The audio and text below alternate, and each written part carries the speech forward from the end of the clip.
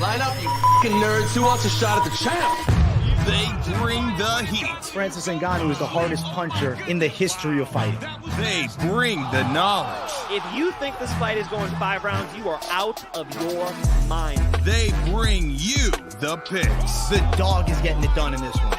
We deliver every single week. We're bringing the heat, ladies and gentlemen. The money line. Don't miss it on the MMA Experts channel each week.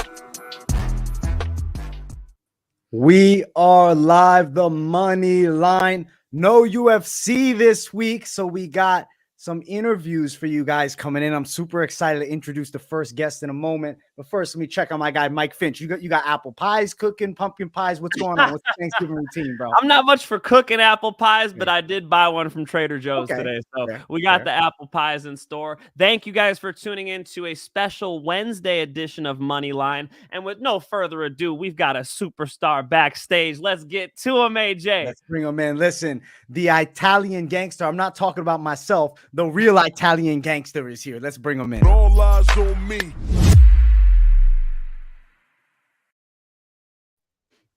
The Italian gangster, Danny Sabatello. What's up, bro? How we doing, boys? Doing well, man. Excited for eating like a fat ass tomorrow, to be honest, man. I'm looking forward to it. Don't tell him that, bro. I'm sorry, Danny. I'm sorry, man. Fuck? Dude, you're lucky. I don't get to eat shit tomorrow. We're like 2.5 weeks out now, so I'm starting to really diet. Danny, I was a wrestler like you growing up. It was high school. We had a big tournament coming up. It was Thanksgiving Day practice. I'm one of those dummies who showed up to Thanksgiving Day practice. It's the day I broke my fucking leg, bro. So Thanksgiving Day practice, stay home one day. You deserve it, brother. Nah, dude, I can't. I'm a training guy. All I do is fucking train and go in the gym. I can break my leg and I'll still beat this pussy ass Stots, so it doesn't really matter. I'll break my leg tomorrow. I won't. It doesn't fucking matter. One leg, bro. We're still Danny Sabatello say he's taking him out. Doesn't matter. You don't need limbs for this fight, bro. He'll knock him over just with a chest bump at this point. I'm hyped for the fight, man. I like the back and forth, and I like the style matchup with Stots. He's a guy that's wrestling skills are kind of hyped up, but I feel like Archuleta was having success. Now I look at Danny Sabatello. I look at you. You're a better wrestler than Archuleta, man. I have to be straight up. That's what I see. More control from the top position. As you face off with Stots, I guess what's your biggest concern heading into the matchup about what he offers? Yeah, I don't really have too many concerns with this matchup. Obviously with a guy that I fought last time in Higo, the concern is his jiu-jitsu because that's what he specializes in. And usually with these MMA matches, you have a guy that has a particular area that he specializes in. And with this fight coming up against Stots, he doesn't specialize in anything. Like you said, he's a bit of a wrestler, but Archuleta, I had him up 2 rounds on the scorecard going into that 3rd round. So I don't think his wrestling's even that great. It just makes it an exciting fight because I feel like I could really open up in this fight. I don't have to worry about getting caught or getting submitted or knocked out anywhere. Obviously, this is a fucking crazy-ass game and anything can happen. I could get knocked out if my hands are out of place, but my defense is too intact. I don't see myself getting out of position and having him have an opening to finish the fight. But obviously, anything can happen. We'll see. But I'm really confident in this. I love the fucking matchup. I think I'm better everywhere. I know he thinks he's better on the feet, but I'm looking forward to show that I'm also better on the feet. And again, he keeps saying that he's a really good fucking wrestler and that he thinks his wrestling is better than mine. I know he doesn't believe that. There's no fucking way this motherfucker thinks he's a better grappler than me. But again, I'm going to show it December 9th. Two questions on that wrestling. The first one, if Danny brings out the wrestling singlet again, Stots dusts off the wrestling singlet, how would a wrestling match go between Sabatello and Stots? Oh, I would absolutely tech him. I'd tech him maybe in the 1st or 2nd period. In a pure wrestling match, I would absolutely demolish him. But you know what? MMA wrestling is a little bit different than actual wrestling, pure wrestling. Our shoes are off. You have to worry about submission attempts and also knees, elbows, obviously strikes. So it's a little bit different, but I think I've showed that my grappling and my wrestling is just so much better than his. I think if this fight takes place on the ground, which it will for some of it, you will really see me dominate this motherfucker. I plan on opening up a lot of wounds on his face. And again, it's somebody that I don't really have to worry too much about. Obviously, you want to go in there and you don't want to be reckless and fucking fight stupid. I'm a very smart fighter, but again, this guy's got nothing for me. Well, and that's my second question about the wrestling. the Italian gangster, I must ask you that because it's a mixed martial arts fight. Now, I'll go ahead and go out on a limb and say on paper, it would make sense that you would beat him in a wrestling match. You seem to be the more decorated wrestler. Just looking at you take people down. I was looking at some of your old fights on YouTube, bro. A guy would sprawl on you. You don't give a shit. You drive right through them. You turn that corner. You get to the top position no matter what. You seem so confident when you get your hands around somebody. But I'm wondering, because it's a mixed martial arts fight, wouldn't you think that this will be more competitive? Maybe he'll be harder to take down than any of your previous opponents.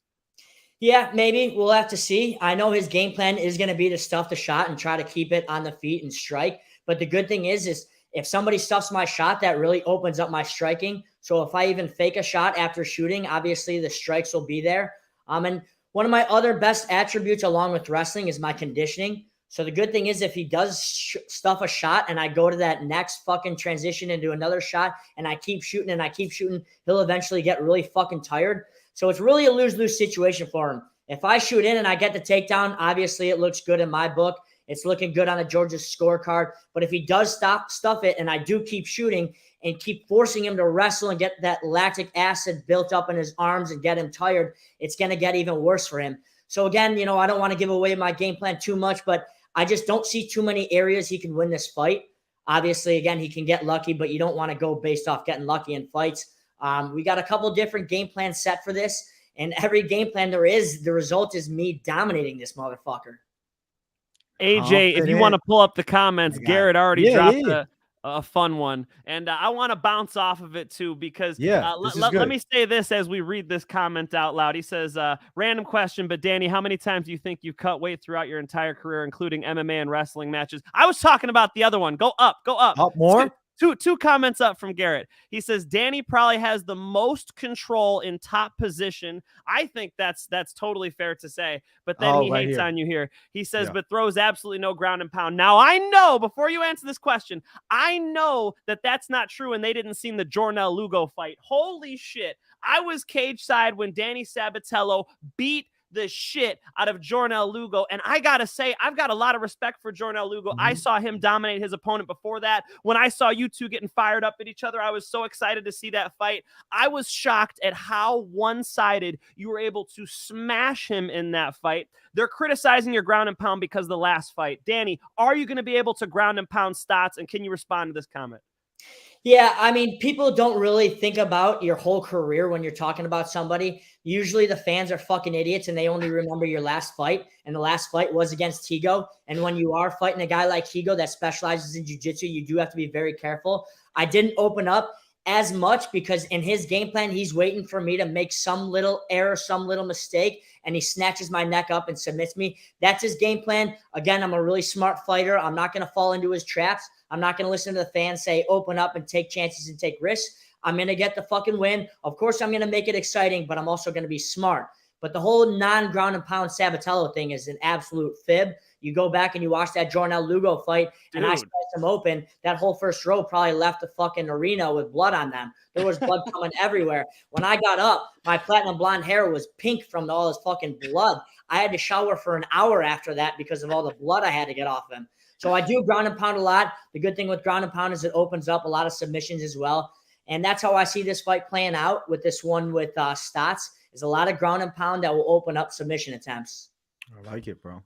I like it. That's good, man. I'm excited. I'm excited to see this matchup, bro. I'm excited to break it down too. It's gonna be sick, man. And I'll be in addressing that last one with the weight cutting. Yeah, a fucking shit ton. You know, I grew up wrestling. I started at the age of around 5, and wrestling's fucking crazy. My parents were crazy, so I was fucking competing and cutting weight as a little kid. I probably made weight a shit ton of times, but I will always say, and one of the best things I can always say is I will never fucking miss weight. I never have missed weight in my entire wrestling career. Since starting wrestling at 5, I've never fucking missed weight. That's one thing I just don't understand in the MMA community, how many people fucking miss weight. You are voluntarily saying you will make a fucking weight, and for you not to make that fucking weight is bullshit. We got 2 jobs. Make the weight, fight. That's it. And all these fucking pussies that don't make the weight, they want to play the victim and act like, oh, I cut too much. All bullshit. You're a fucking pussy. If you don't make the fucking weight, you should fucking die. It's fucking bullshit. I hate that shit. I hate it when people miss weight. You'll never have to worry that with me. You'll never have to worry about me missing weight or me fucking popping positive for steroids.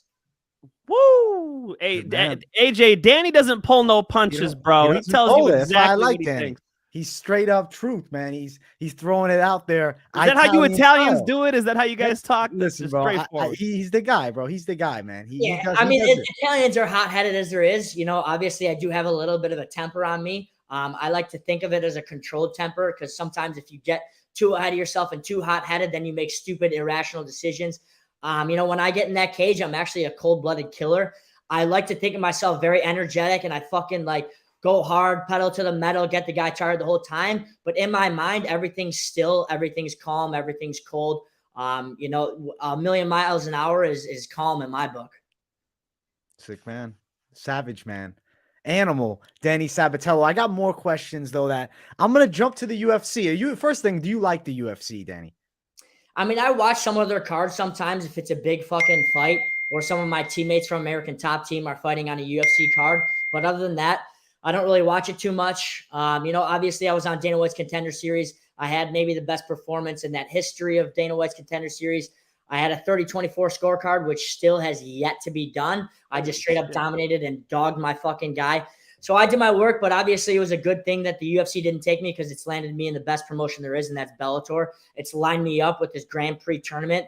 And the good thing about this Grand Prix tournament is I think people are starting to respect the bantamweight division in Bellator and realize that it's the best division in all of MMA. You know, when I do win this Grand Prix tournament, there's not going to be anybody that says there's a bantamweight out there that'll beat me. You look at our top 5 with me, Stots, Kyoji Horiguchi, Archuleta, you know, the list goes on and on. We'll beat any other promotion. I like that confidence, Danny. Now you versus in some parallel universe, Sean O'Malley. Tell me how it goes down. You know what? I fucking lick my fingers at that matchup. You know, I don't want to fucking call anybody out that's not in Bellator just because it might not seem real because who knows if it'll fucking happen. But I'll tell you what, I would absolutely murder that guy. I know a lot of fighters have these interviews and they always bring up Sean O'Malley's name. I try not to because I'll get so excited about bashing his fucking head in on the canvas. That is a fight stylistically would be an absolute nightmare for him. I don't think he would ever fight me. He'd have to be a fucking idiot to fight me. If I take him down, I mean, it's good night. You saw what Peter Yan was doing to him, taking him down all the time. Bad matchup for him, bro. Dude, terrible. I fucking take him down and I slice him open and I submit him or I TKO him or I have him not fucking wake up ever. That would be a very, very bad fight for him. But you know what? You look at the fucking top 5 or top 10 of the guys in the UFC, and I would just absolutely demolish them. Probably even more than I would demolish the guys in Bellator in the top 10. I like the confidence, man. Hey, it's what we got Danny for. I feel like Danny normally he talks to his opponents and he sort of does this strategically. I even saw, again, I was looking back at some of your old fights. I wish I had the name, but you were talking to him in the cage, in the face-off, right before you guys went to war. I feel like this is strategic from you. You're trying to make them plant their feet so you can take them down and smash them. But I want to ask you about this fight because Stots is giving it back to you, man. He's kind of funny. I don't know. He posted an Ice Age meme where he's got you looking like Sid, right? From Ice Age. I mean, do you like some of this stuff? Is this fun for you? I mean, I like that he's talking trash. I like that he's engaging in what I'm saying and everything. I have him responding. But I keep saying, you know, don't mistake good trash talk for somebody that's just talking trash. I think his is just a little silly. It's kind of funny. You know, he's comparing me to Disney Channel characters, and I'm talking about bashing his head in the fucking canvas, wanting to put his head through a fucking cinder block. So it's a little bit different between us two. You know, obviously he has talked a lot of trash in his other fights, but I don't think near the type that he's doing right now. I have him very nervous. If you just look at his fucking energy whenever I'm around him or whenever my name gets brought up, he almost doesn't know what the fuck to say. He stutters, he gets all flustered, and he just acts a little bit of a different way. And that's kind of my game plan. You know, I want to have mental warfare involved in this. I want to have him get out there and in the cage and under the lights and just want to fucking knock my head off. You know, sometimes when that happens, you get a guy even more tired because there's all this built up aggression. So obviously I don't want to give away too many of my tactics, but mental warfare is huge in my book. I think I've been in his head ever since I had my middle finger up in his face for about 5 seconds and he didn't do shit. So we're just going to keep getting in his head. And this doesn't fucking stop when the fight and the bell rings. You know, everyone always says, oh, the trash talk is over. It's time to throw down. I'm going to be in his ear talking shit to him throughout the whole fucking fight. So I'm looking forward to that. I'm looking forward to all the trash talk and then actually absolutely performing and putting my elbow through his fucking skull. AJ, are you excited? I'm excited, bro. Dude, I'm definitely amplified like 10 times now talking to Danny about it. It's going to be sick, man. It's a sweet main event. I'm glad I have a little inside taste of it now, getting to meet you face to face. You know what's interesting, Danny, is a couple months back, I hit you with a DM to hop on the show. This is before you and Finch had, I guess, hit it off, and I didn't hear back from you, man. So I'm glad we made it happen now, bro. Fuck yeah, I'll come on this fucking show anytime. I don't always check my DMs. You know, no, I get it, bro. Even I don't. Dude, I got like 70% of my DMs is like people saying, oh, if I see you on the street, I'm going to fucking you. It's so funny. I read through these DMs. It's so much fucking hate. Obviously, a lot of love. A bunch of Portuguese. Dude, I the other day I was fucking going through my DMs and I just clicked on this profile and the guy's like, hey, when I see you, I'm going to shoot you in the head. I go to the fucking guy's profile and it's like a 10-year-old fat kid. It was fucking hilarious. So I don't always check my DMs, but obviously I'll come on this show with you dudes whenever. My man. No, I appreciate that a lot, bro. I'm super hyped for your fight. I know you said you're not the biggest UFC fan, but did you hear the news about the light heavyweight division? No, I didn't. Did something happen? I've been training all fucking day, dude. I'll break it. He's in the zone. No, listen, I'm going to break it to you right now. And for the people watching that don't know, Jan Blachowicz is fighting Magomed Ankalaev for the vacant light heavyweight belt. I guess a serious shoulder injury tore Prochazka up, pulls out of the fight, vacates the belt, supposed to be a year off. Glover denies the short notice title fight against Magomed Ankalaev, so they just promoted the fight with Blachowicz and Ankalaev up to a vacant belt. Danny, why don't you tell AJ the truth? Bellator has the best light heavyweights in the world. Vadim Nemkov and Corey Anderson just showed that Bellator's got the best 205ers. Am I wrong?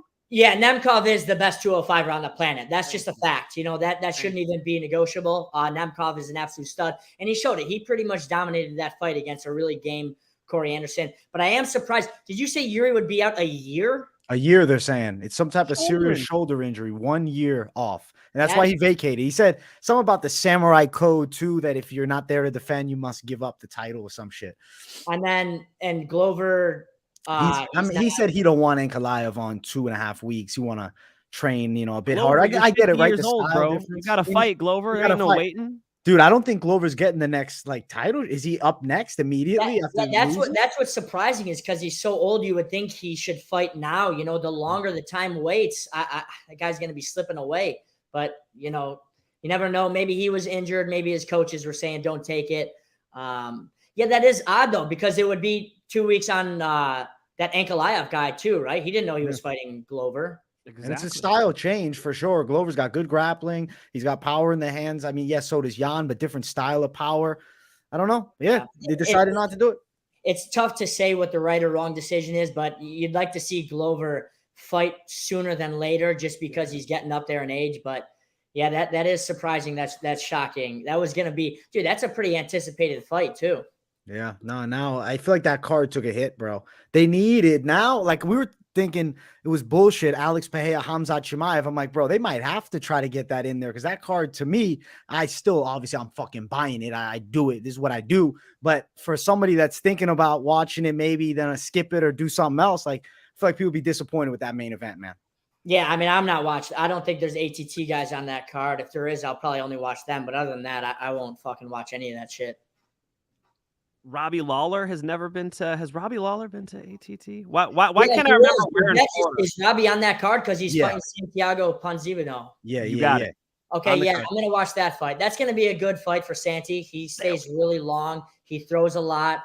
I think he's gonna fuck up Lawler. Honestly, I know Lawler was a legend. He used to be at American Top Team, and then he switched gyms, and I think he's at Sanford. But this is going to be a good fight for Santiago. Is that a big no-go? Like if you go from ATT to Sanford, I mean, is there a hit list on those guys after that point or vice versa even? Yeah, I mean, I like to think so. I'm old fashioned. I don't like the gym to gym bullshit. You know, my opponent Stotts is a little bit of a gym slut. He hops from gym to gym like a little bitch.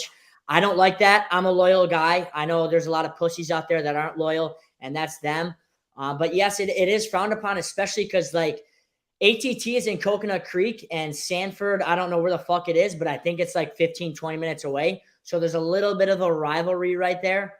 And it's obviously going to be frowned upon when you leave the gym in general, but to go to a different fucking gym that's 15 minutes down the road, you know, that's not cool. But you know, some people aren't loyal people, and that's just what it is. All right. Well, we're not going to keep you all day, Italian Gangster, but I must plug you. On December 9th, the Italian Gangster is going to go for that Bellator bantamweight title. This guy might be the best wrestler we have ever seen at bantamweight. Can anybody stop Danny Sabatello from getting inside their head and then smashing them on the ground? We are going to see what Raufeon Stots can do with that problem. I am so excited. I'm spoiled. I'll be cage side. For everybody else, you guys can watch him on Showtime. It's the bad guy, ladies and gentlemen. Peace out to the man, Danny Sabatello. Thank you for coming, brother. Fuck yeah. Thank you guys. You guys are the best. Thank you, Danny. You're the man. Appreciate you. From the Italian to the Italian. Have a great one, man. And let's get that belt, baby. Let's go. Let's do it. Much love to Danny Sabatello, our All guy. eyes on me. Hey, That was good, do you want to switch? We gotta switch. We gotta switch it. We gotta switch it back. You know what I'm saying? We gotta switch it back to the money look right here. Listen, bro, I didn't want to do it on stream because Danny was watching, man. But I got a little pie here. I'm about to take don't you bite, dare, you know bro. If Stott sees that shit, he's jumping through the computer screen, bro. Ask him what he's eating on Thanksgiving. He's probably like, motherfucker, how dare he? How dare he? Yeah. I've been there too, being a wrestler. I was telling you, that's when I broke my leg, bro. So I ended up being able to eat on Thanksgiving on crutches.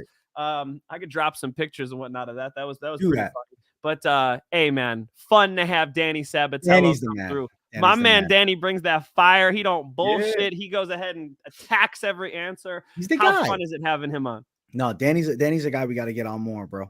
Good energy, bro. Good vibe. I like Danny, bro. He's good shit. And he's a fucking Italian stallion, bro. So that's a triple hype for me. Mike Finch, you sent me a video, and I was gonna say, speaking of good energy, I knew exactly what you were talking about. I can read your mind, Mike Finch. I got the intuition on the Finch, man. I'm about to send it to myself right now, and I will have it momentarily up on the channel. But for the moment that I'm not, Mike Finch, tell us what are your holiday plans, brother? Oh my gosh, I'm gonna go to Hollywood, brother. We got a friend. Yes, we got a friend, Kelsey and Hunter, and we're going over to their beautiful home in the Hollywood Hills. They got a fucking old convertible out front. They got this dope swanky pad. We're going to bring some apple pie, and I got some eggnog with some alcohol. What do they put in the eggnog? Is that vodka? I don't know what they put in the eggnog, but some spiked eggnog to bring. We're going to have a wonderful Thanksgiving. I hope you all do as well. And yeah, that's why the show's early today. So we appreciate you guys jumping on. 2 more guests today, so don't you go anywhere. And let's go ahead and drop some UFC 282 predictions, of course. Yeah. I'm ready to go through that card, even though these two aren't on it. Yeah, no. Listen, I like it, bro. I like a little early access for it. Let me send this out. And Mike Finch, next week, man, hopefully you can get me your picks, even if you aren't available, because you're going cruising. You know what I'm saying? I'm cruising, bro. Cruising. I'm going to be in Aruba. So if you're in Aruba, holla at your boy.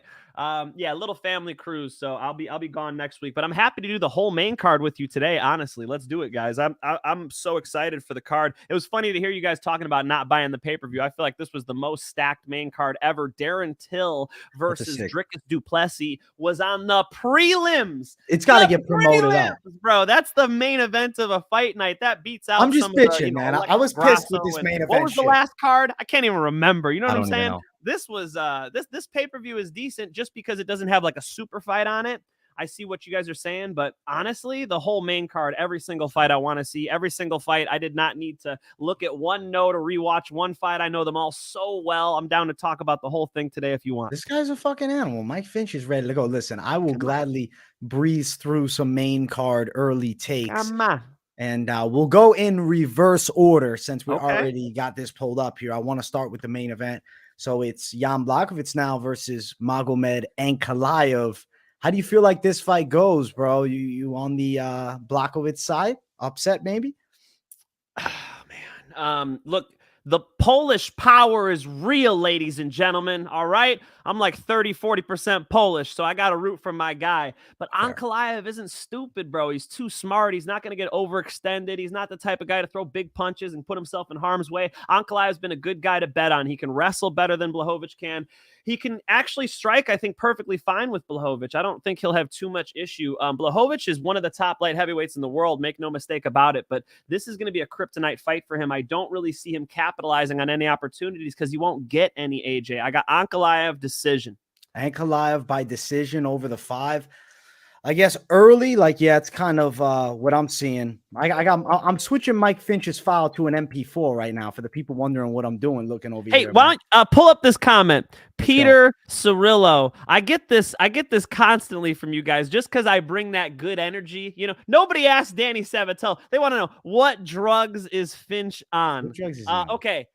I don't take nothing. No caffeine, okay? No fucking... I take a multivitamin. Nothing besides that, all right? I haven't smoked weed in a little bit. No alcohol. What, I like don't 30 need none of minutes? these fucking antidepressants. I don't need no bullshit. This is all natural, ladies and gentlemen. Come on! I bring the heat every single time because I love this shit. Hey, Peter, I want to know what gets you excited. Do you never get pumped up about shit? Well, your life sucks then, because I made sure to do what I like to do, which is talk about fist fights, sit live watching Danny Sabatello and Raufeon Stots fight.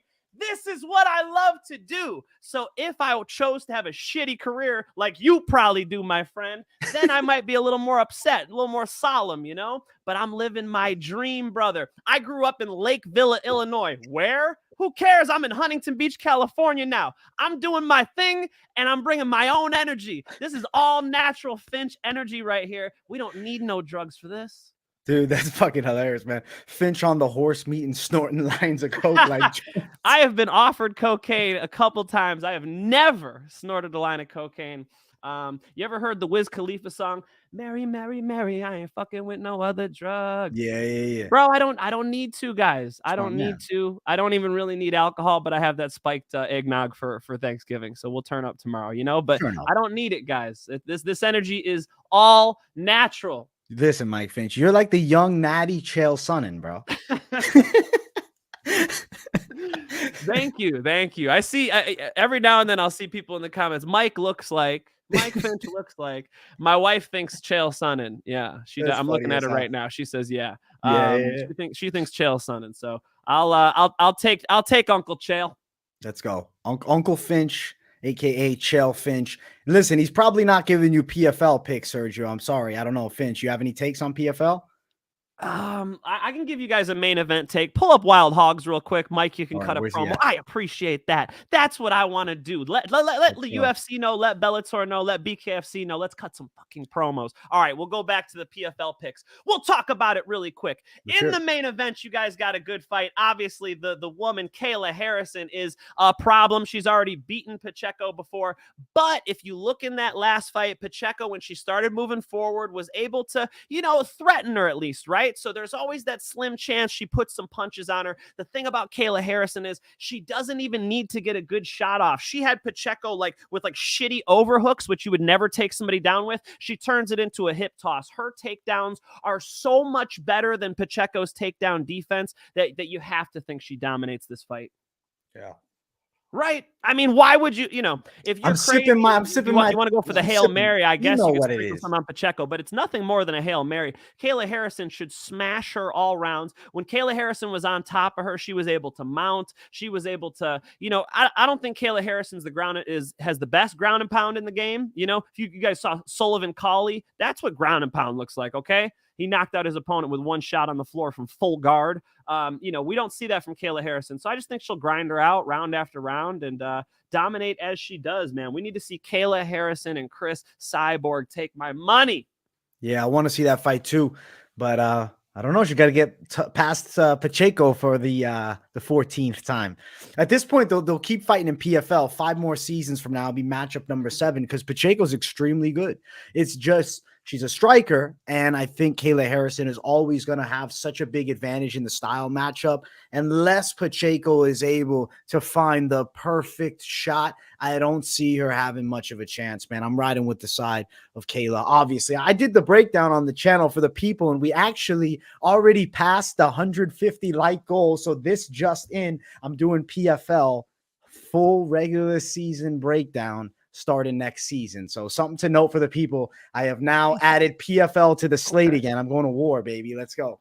Hey, I like it, AJ. You guys got this. You guys got this kid working over there in Florida, man. AJ's cutting bare knuckle breakdown show. AJ's cutting you Bellator. He's going live for UFC cards. My man AJ is working. I respect the hustle, my friend. Thank you, bro. Listen, it's all we do, man, every day. And I'm looking forward to the PFL card, actually. Like, the main event is not what I'm hype about. Yeah, I like Kayla Harrison, but I'm not excited for the main event. It's every other fight leading up to it on that main card. You have great opportunities for people to make some life-changing money, $1 million on the line. I mean, it's insane the way that PFL does that. And I honestly can't wait to see somebody win the millie, man, especially like a Delano Taylor or a Sabito Sai, because if Taylor wins, he just burst on the scene out of nowhere, beating Rory McDonald. And then next thing you know, $1 million in the account. And then for Sabito Sai, he's been fighting for a long time, grinding his way up. Swedish fighter, trains with Hamzat. So that's a super exciting matchup for me. I mean, there's a ton of them on the card. Brendan Loughnane fighting the OG Bubba Jenkins. You remember Bubba Jenkins at Bellator? Now he's doing things over there. The card's pretty solid, man, and I'm excited for all the matchups. And it's crazy, too. Omari Akhmedov is on the card fighting for the light heavyweight $1 million. It's crazy because he was, a short middleweight. Now he's fucking up at light heavy. I like it, man. No, I was watching a little bit of your breakdown already, man. I'll have to stay tuned. Are you going live for PFL, AJ? Yeah, absolutely. The full card. It's a pay-per-view event. So I might have to drop it in. You're gonna have to stop by, man. I'll be in the house killing it for like 6 to 8 hours, man. I see people want locks and parlays. Let me go ahead and break down this card that's right underneath me here. The co-main event. You guys got the baddie. Oh, Patty the baddie. Patty Pimblett's going to face off with Flash Gordon. AJ, does Flash Gordon have a chance to stop this kid? Listen, Mike Finch, he does. But what are the odds that he does it? I say on the lower side. I don't want to give my official breakdowns for anything on this one, Finch. Okay. Hey, I will. Keep shooting. Okay, I think Patty the baddie, this is a good fight for him. They're moving him up nice and slow. Notice that the Mr. Hand Sanitizer, remember? Hand Sanitizer. Taporia is on this card, but he's not fighting Patty the baddie. Very interesting, Sean Shelby. Very interesting, Dana White. Is it that you think Patty might have a little trouble with Taporia? You want to bring him up a little slower, give him a guy who he might be able to out-grapple a little bit, might not be too dangerous on the feet for Patty. Maybe Patty can even showcase a little bit of striking. I don't know. So I feel like, they're bringing him up slow. You guys remember when they were bringing up Conor McGregor and they gave him Dennis Seaver? Everybody was like, Dennis Seaver? Why are you giving him Dennis Seaver? It's because they're building these guys. They're smart over there in the UFC, and I think this is one of those building type of fights. They're going to keep him away from Taporia. They're going to keep him away from, Gamrot and Sarukian and, there's Beneil Dariush. They don't want to, even Charles Oliveira. Although, AJ, Charles Oliveira, Patty Pimblett, I'm kind of excited. Come on. That would be cool. Bro. Let's hold off on comparing them to that. Patty Pimblett wins Arman this Sarukian. fight.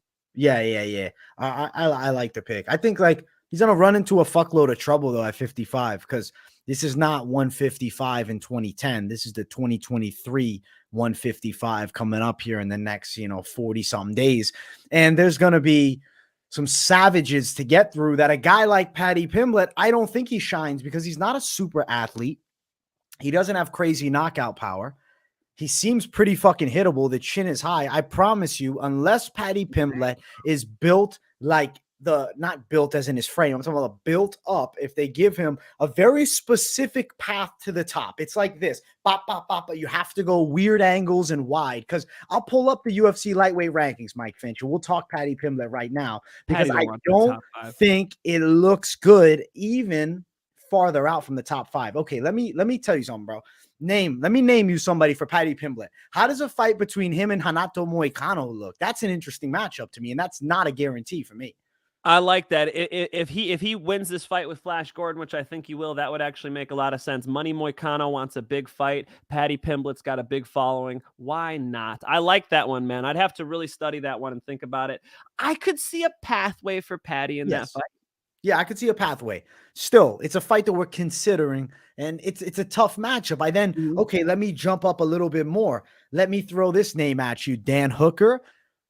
It's like people will say, oh, Hooker is the grappling hole. But if you have a Dan Hooker on point with the stand-up and he defends the takedowns, I think he could do damage on the feet too. That's an interesting fight. That's an interesting one because Hooker's a big name too. And you just pointed out, everybody saw how Islam Makhachev just ran him over like he was standing on the freeway. Yeah, man, I think that's actually, I think we're in the right place with those two matchups you just said to me. We're in the right zone. These are winnable fights for Paddy. I don't want to see him against like these beast wrestlers, bro. That's what I'm talking about. Yeah, that's where he's gonna, I think, have some difficulty. Okay, let's jump up. Let's say we gave him, let's say he wins against Dan Hooker or Moicano. So what's next?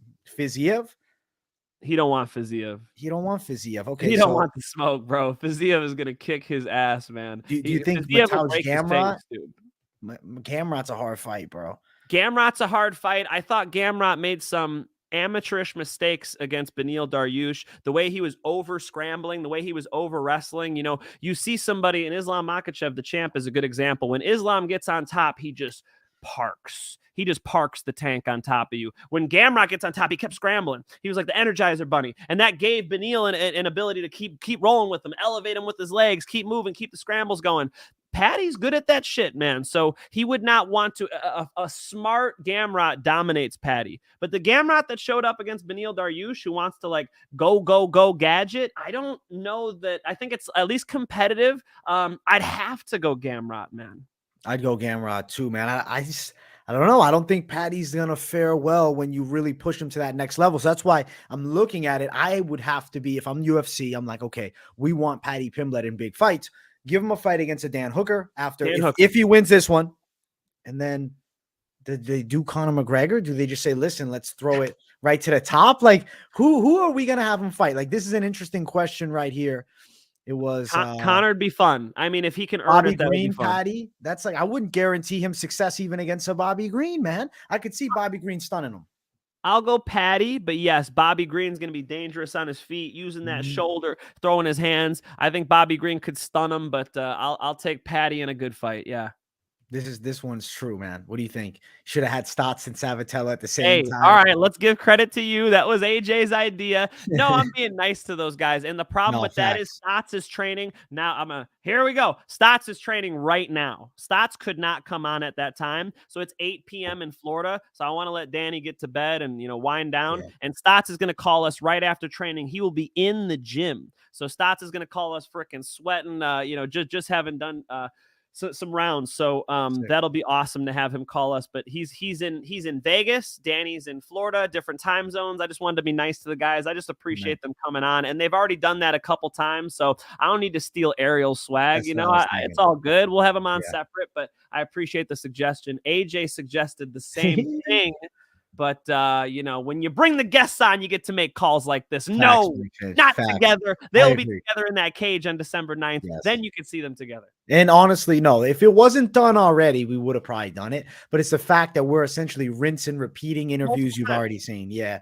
I would like to do that, though. With them. Literally everybody has done that. Every show I see them on, they're both on it. It was good. It's good to, like, when Danny's just with us, you get a little bit more, I get a long-winded answer. Stots isn't interrupting him, and then the same thing. I want to hear from Stots. I'm going to feed him a couple of the lines that Danny told us, that his trash talk is some weak-ass shit, and he's saying he's going to kill him. It's a different vibe. I'll ask Stots. You guys just wait and see. What do we got? Half hour. So we're going to have Daniel James on any minute now, and then we'll get Super Stots on, all right? Dude, I'm excited, man. Daniel James has just burst onto the scene in Bellator. So this, for me, is an interview I'm really looking forward to. I requested him to Mike Finch. I said, listen, get me Daniel James, man. Yes. Mike, we're talking Paddy Pimblett, and I think, obviously early lean, we're going the Paddy Pimblett side, and I don't think a ton will change. when you really start looking up the rankings, I do think he will run into a bit of trouble. But if brought up correctly, certain matchups, timelines, how they work out, maybe somebody loses to somebody, like certain matchups can be set in play. Paddy Pimblett could find himself in some big fights. But if you ask me, does he become a UFC champion? I am going to bank on no. And it's unfortunate to say. I'm not trying to bring the man's confidence down, especially if Paddy Pimblett were to ever come on for an interview or if he saw this. I really like Paddy a fucking lot. And I don't like to shit on any man's dream. Just looking at the stylistic matchups that are at the upper echelon of that weight class, to me, it's going to be extremely difficult. If he was able to get back down to 45, maybe there'd be more of a realistic pathway. But with Islam Makhachev at the top of that division, bro, I don't think anybody's going to be holding the belt aside from him until he says, listen, let me hand it off to whoever wants to fight for it next, man. Yeah, I was talking to Usman Nurmagomedov last week, and Usman told me, he's like, right now we're winning the Bellator title, and we have a plan. We're not going to talk about it, but we have a plan. And when Usman said that to me, I just started thinking, I'm purely speculating, but I'm like, are they going to wait? Because, okay, same week he said that, Islam Makhachev says he's going up to 170. I'm like, are they going to wait? Is Usman going to try to beat like an AJ McKee and maybe even a Patricio Pitbull and maybe a Tafik Masayev, maybe a Benson Henderson in Bellator? Is he going to wait until Islam moves up to 170 and try to go to the UFC to win the lightweight title? That's what, when he said that to me, that was my impression. But you know, I probably shouldn't even be talking about this because he said it to me in confidence. How dare I? How fucking dare I? That's a treat for you guys, all right? I think Father's plan, I think this is, you know, I think this is the Khabib's plan, maybe. This is Dagestan's plan. So I think it's true. Moneyline fans get inside access, bro. All right. If you guys watch the Moneyline, you get the inside scoop. And I got to play a video real quick, though. Mike Finch sent it to me. This is Mike Finch running into some people at the event. So let me bring it up. Where's AJ at? The money lines are waiting for you, brother. The Moneyline fans are wondering, where is AJ DeVito? Because we're out here in Chicago. All right. Hey, I appreciate you tuning in, bro. That's badass, man. Welcome. My man is taking care of himself. He's having a good ass time. Thank you guys so much for coming, man. Appreciate it. Let's go. AJ, where are you at, bro? I'm right here. Let's go. Listen, we got our next guy in the house. I'm excited to bring this guy on. And if you don't know him yet, you got to get introduced to this savage. All eyes on me.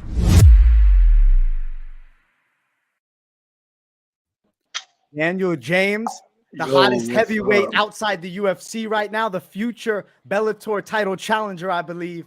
And I love the story, bro. So I was super excited to have you on. How you doing, man? I'm good. Yeah. Good to see you, Predator. Daniel the Predator James jumping into those top 10 rankings. Daniel, what did you think when you saw your name amongst Czech Congo, Fedor Emelianenko, Ryan Bader, and now Daniel James?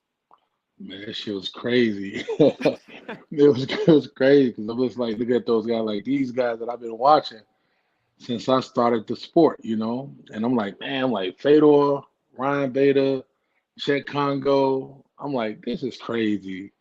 You know what I'm saying? Like, but hey, I processed it, I digested it. I'm ready to get, now we co-workers, you know what I'm saying? So it is what it is. Listen, you got the skills to be up there with those guys, man. The Fortune fight, that was a guy that they were kind of hand building. They hand-picked opponents to build them up early, and then they threw him some tests. And obviously, you know, you were a tall test for him, being as damn tall as you are. And he was beaten by the giant right here, the American Predator too. I was watching you when you were fighting on, I believe, the Russian scene / like Eastern Europe scene. And I just found that badass. You're going over there fighting these savages out there, taking them out. Let me ask you, what was it like fighting in that scene? How were you treated? Was it some mistreatment? Was it actually pretty good? Or man, to be honest with you, man, that shit was amazing, yo. You know, just to be from Chicago and, you know, and just to start it here, hell, Mike was there when it started, you know what I'm saying? And I think that was just so unique about the night of Bellator. Mike was there when I first had my first ever amateur fight, you know? And you know, but being over in Russia, man, those guys, you know, going over to another country, you know, being American, you don't go over there to win at all. You don't go win at all. And I'm talking about, man, that was some of the hardest fighting I ever had to do, man. Those were the hardest wins that I had. You know what I'm saying? Like I got a chance to like literally grow in the sport over there. And those guys after that, after I got my feet wet with the company, man, those guys laid out the red carpet, man. Shout out to ACA for that though. You know what I'm saying? And for getting me going over there. A 6-fight deal. I finished at like 90%. You know what I'm saying? So like I said, it was great. I had no complaints about over there besides traveling so damn long, and getting in town like a day before weigh-in or 2 days before. And I'm like, man, this is crazy. And then I'm a big dude, so I gotta adjust, And then but man, like I said, it was great over there. I got a chance to try to get some of the best Europe had to have, some of the best guys Europe had to offer me. And a lot of those guys fought in Bellator, fought in the UFC, fought for these big time organizations, and I just say, you know what, hey, if I want to get back to the US, I got to make do with this because this is home right now. You know what I'm saying? I never focus on the destination. I just focused on like, man, this is the process. Because I don't finish this process, I ain't going home to sign with nobody. You know what I'm saying? And look where you made it now, man. That's man. Incredible. Dude, AJ, I was interviewing Daniel, 6 years ago, man. I was interviewing Daniel back at MTC. He has been nothing but loyal to the people of Chicago doing charity work. He's been nothing but loyal to Alex and the whole team at the Midwest Training Center. He stuck with them through thick and thin. And look at you now, Daniel. You went out there as an underdog against one of the top prospects in the heavyweight division in Bellator, and you hit him with an uppercut that came from your grandma's house. Man, that looked like some Francis Ngannou shit you hit him with. Daniel, talk about getting out of that rear naked choke, getting on top, knocking him out, man. How are you pulling the trigger like this? And Daniel, you're 40, but am I crazy to say you're in your prime right now? Yeah, I'm in my prime right now. And Mike, I started the sport late. You know what I'm saying? Having a fun life and being a bodyguard and teaching a lot of fitness instruction, everything, working with Nike and stuff like that. Like, I just like, man, when I got it, man, it was just crazy just to see myself on that big stage executing an uppercut like that. You know what I'm saying? Like, I'm about to knock this boy head off, and I'm like, when that shit happened, I'm like, man, but before all that, like you said, the choke coming from that, you know what I'm saying, to go straight to the answer, coming straight from that choke, man, Mike, I just watched the video again. I held my breath for 52 seconds. 52 seconds. And right then and there, man, a lot of people that know me and a lot of people that's watching this interview right now will tell you, that boy Daniel James always gonna tell somebody, don't matter what it is, never give up. I promise you, I will never give up on you, so don't give up on me. And I right then and there, when I was in that chokehold, which that wasn't part of the plan anyway, he got that damn choke. So when I was in that chokehold, I'm like, yo, I start thinking about everybody. I start thinking about the commission people that ain't seen me in a long time. Mike, I start thinking about you that haven't seen me throw down in a long time.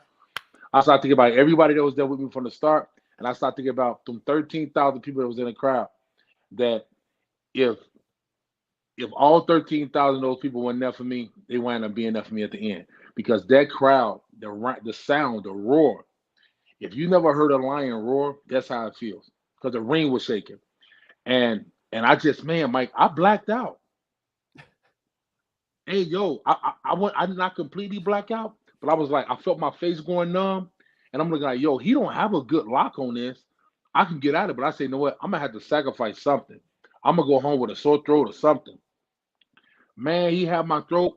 And I just said, DJ, you cannot give up, bro.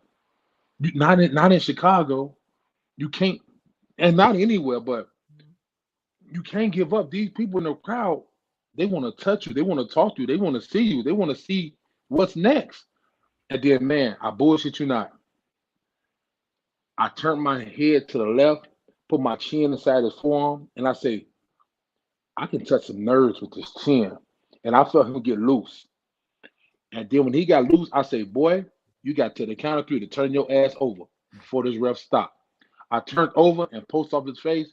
And, man, when I turned over, man, and in this sport, you see a lot of men wheel taking. Sorry, fellow, spin tobacco. If that's not a problem. No judgment, bro. I got a Zim pouch in myself. Right here. I got Copenhagen long ago, winter green. And then thank you. Shout out to Curtis for that. Curtis got me addicted to this shit.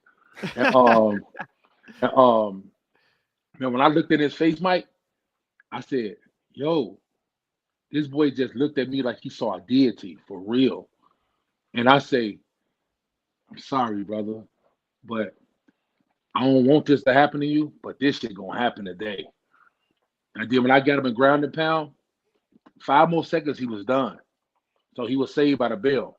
You know what I'm saying? So that choke was what adversity, man. That shit got me over. I'm like, whoa, if this ain't the fight of the year for Bellator, I don't know what is. It's a great metaphor for your career, Daniel, having to overcome that type of adversity. Yeah. AJ, I was filming cage side. I saw Raufeon Stots.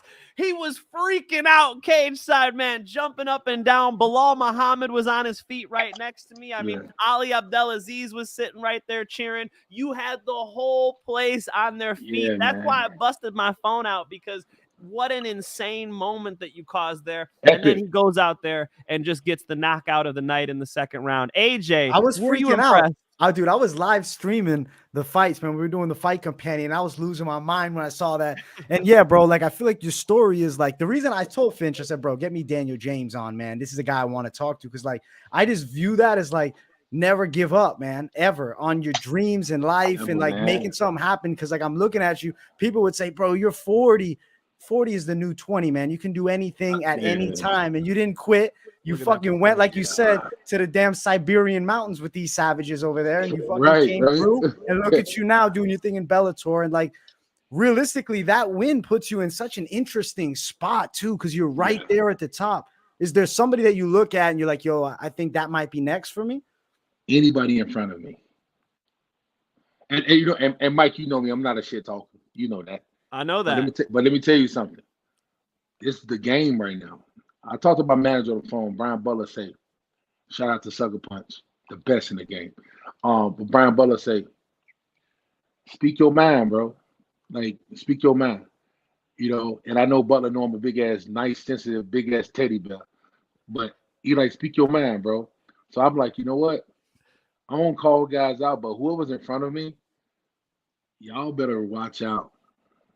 Because I'm the heavyweight. When you get in the ring and you sitting in the stands, you saying, I think I could beat him. I'm traditional. I'm a heavyweight. I walk around at 280. I cut to 65. And I hit hard. I don't have to do anything spectacular. I can box. I really think I'm probably like top 3 in boxing for heavyweights and MMA in general, because I know a lot of MMA guys is not really embedded in boxing like that. I box every fucking day. You know what I'm saying? And going with these boxers, you know, like I'm boxing with some of the best boxers out there, you know, and this shit is a different animal. So I make sure I'm getting at least around 6 rounds of sparring in with these boxers. Then we doing 8 or 9 or 10 rounds. You know what I'm saying? And I know that play a big part of like me being a striker. It opens up everything. But like I said, whoever's in front of me got to taste this heat. And they got to taste the cinder blocks, and they got to understand that like you got a few things to do when you go in a fight with me. The first thing you do is this: you got to see if you can stand. And if you're a wrestler or a striker, if you're a wrestler that want to strike, I'm gonna turn you back into a wrestler, because once I touch you, you're coming in. So once I touch you, you're coming in, and I'm ready to defend the takedown, regardless. Tyrell Fortune was a fucking amazing wrestler. Tyrell Fortune, like I'm telling you, I wrestled with everybody. I wrestled with the Curtis Blades. I wrestled with the Tony Johnsons. You know, I wrestled with the Dennis Smoglenos over there in Europe. These guys was big time wrestlers, the Sambo guys. I defended these guys. I tried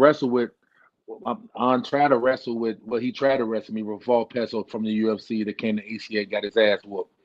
You know what I'm saying? I wrestle with these guys and I defend it. I take a whole training camp and I just focus on defending takedowns. I never focus on shooting in on nobody. I never focus on trying to wrestle with a wrestler. I focus on defending, and my defense opens up offense, which you can see in a fight. But once we go in the second round, your second option is this. You got a chance and a choice.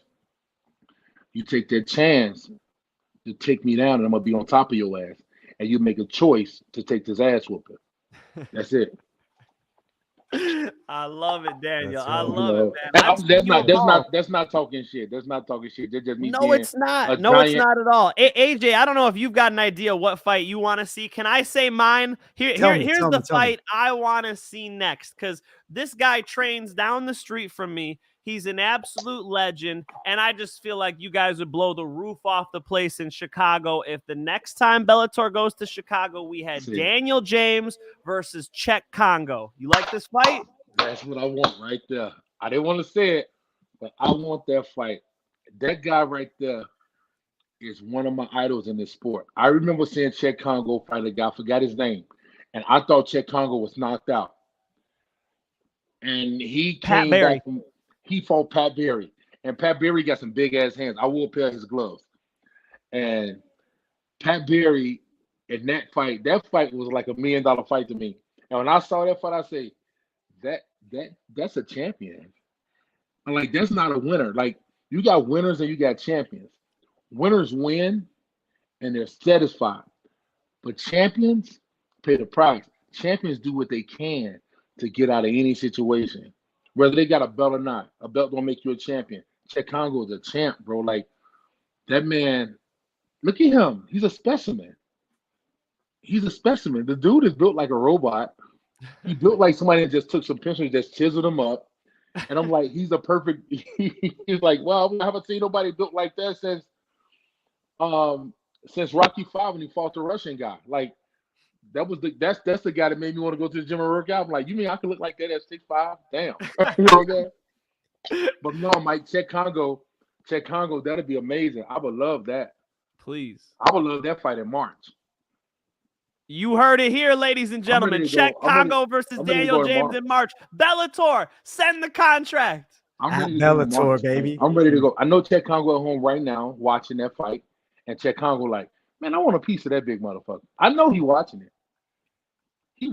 And it'll be so theatrical. It'll be amazing. You know what I'm saying? Like, I would love to fight Czech, and not to disrespect Czech Congo. I would just love to share the cage with Czech Congo, because I would love to fight one of the guys that I really looked up into the sport. Him, Fedor, even Ryan Bader. You know what I'm saying? Like, I would like to fight those guys. I watched Tim Silva for a long time too. You know what I'm saying? And, you know, I know he was on the cusp and everything. He took some losses and everything like that, but he's still in the top 10. He dropped Tyrell Fortune. You know what I'm saying? And I saw that fight, and I knew he was going to drop Tyrell Fortune, because Tim Silva is a heavyweight. He said, I'm moving forward. I'm throwing hands. And this is the heavyweight game. You got to keep your hands up. But that Czech Congo fight, you know, I would love that fight. And to be honest with you, Czech Congo, I think Czech Congo's a striker, right? But he got some wrestling. Right? Kickboxer, absolutely. Kickboxer. And, you know, I'm 6'6", so, you know, I see a lot of things coming. You know what I'm saying? I'm not aversion to seeing those kicks coming like that. You know what I'm saying? I fought against Ruslan Magdanov. You know what I'm saying? And he was a UFC guy, and he threw probably 1 million kicks, question mark kicks, head kicks, roundhouse kicks. I got out of the way all those kicks. And my thing is, you can be flashy all you want, so the crowd can say, "Oh man, he's athletic," but you still got to get touched. And then anything that I touch, I'm gonna tear down. You know what I'm saying? Anything that I touch, I'm gonna tear down. Like, I don't know the pressure of my punches. I don't know how hard I hit.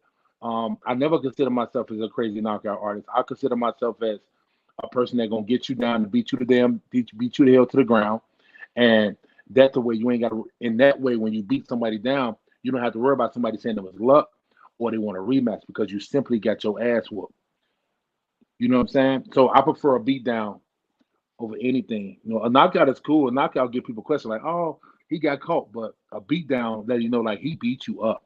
He beat you up. Man. And AJ, Daniel James beats people up. I've got to stand next to Daniel James many times. When I saw you at the hotel, we said hi. I saw how sweaty you were. I'm like, oh, he's cutting weight. This big motherfucker's got to make 265. How the hell does Daniel James make 265? AJ, he looks like Julius Peppers, bro. He belongs on the freaking offensive line in the NFL. My man Daniel James is huge. So that would just be an insane fight with him and Czech Congo. Really quick, we got to say thank you to MMA Jesus. He dropped us $5. Yes, my guy. MMA Jesus, much love to you, bro. MMA Jesus 316, Dev the dude, good man. Good man. I got a question too. I want to get into a little backstory action with you. So you said you got into fighting late. What got you in to mixed martial arts?